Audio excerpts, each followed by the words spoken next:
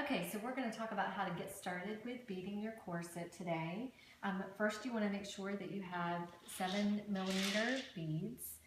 Those are this size. You want to have Fabri-Tac, which is the glue that we recommend. We do not recommend hot glue because that leaves shell casings on your corset that are hard to pull off if you need to start over. You'll want to have a good pair of scissors. You'll also want to have some chopsticks, and we'll show you why in just a few minutes. You want to have a couple of paper towels or napkins to use. Storage containers. You want to have storage containers that you can separate your beads in. And you want to have your corset. There are a couple of different kinds of corsets that you can choose from. This is just your typical snap front. You can also buy the ones with the zipper.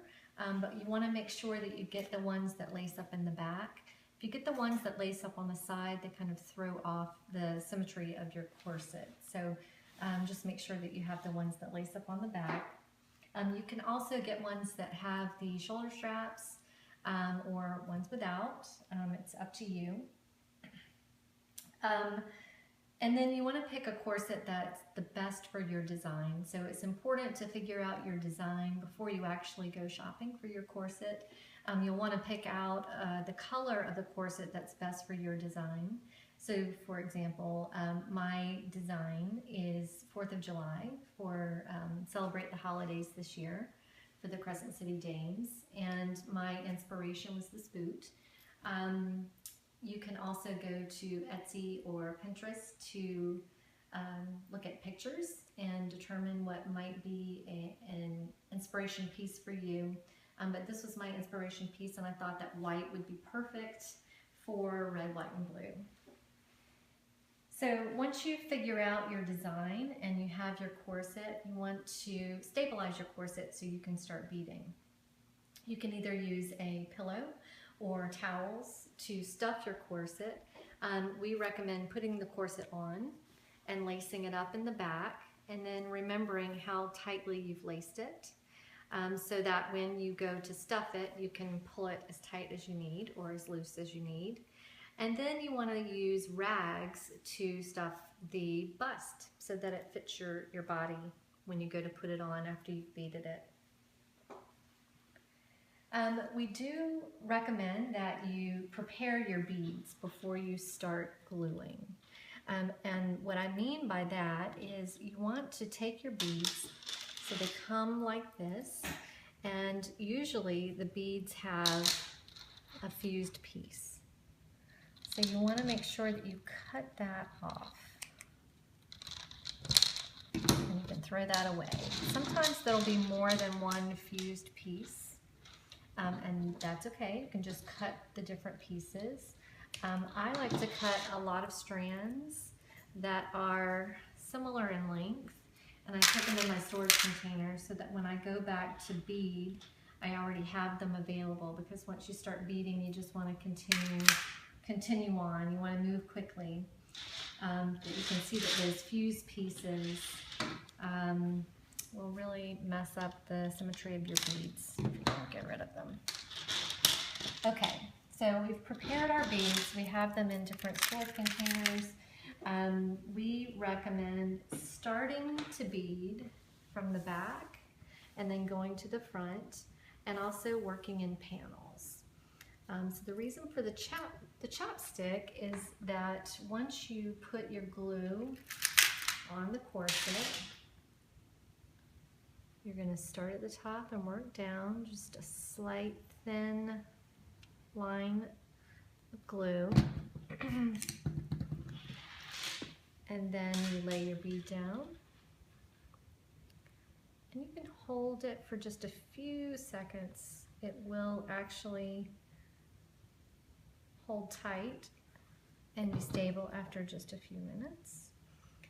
I usually leave a little bit of beading at the bottom just in case. I'd like to have it a little bit longer. I'll go back at the end and trim it if I want to have it longer.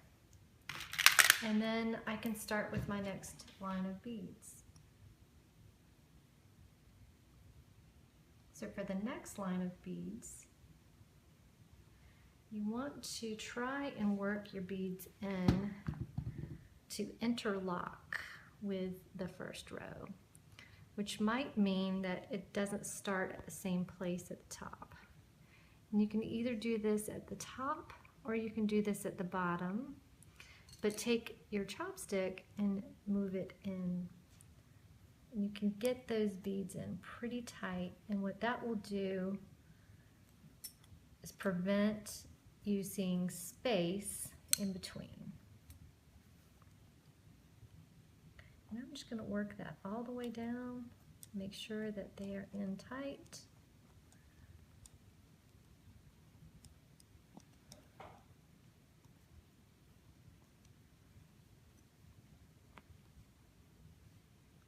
The other thing that you can do is, if you see that your beads have a white line in between, you can go and take a pen, a colored pen, after you've beaded your corset, and you can go over those white lines.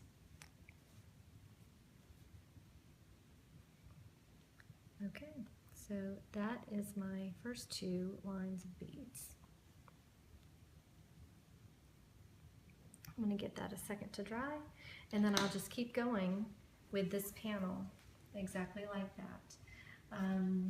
So panel by panel from back to front. When you get to the front, I do recommend, if we can look at this one here, I do recommend starting from the very middle, and as you can see, this one has these little clasps here in the front, so I will glue those down. This one also had the clasps, and I covered them with beads, but then you want to start with a single strand and work from the middle out of this panel. So again, working in panels, but in the front, I'm working from the very front, single strand out, and your strands will get shorter as you move to the outside of this panel because of the way that the bust. There are different designs that you can do. As you can see here, this one is a little bit different. It does not follow the panels.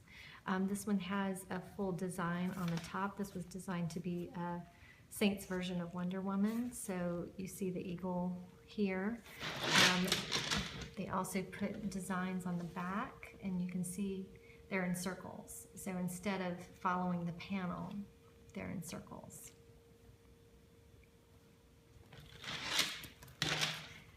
This is another corset that uses much smaller beads, much more intricate detail and design, a lot of applique, and was used in this and a lot of the seed beads. Okay, well, hopefully that's been helpful for you to get started in beading. Thanks.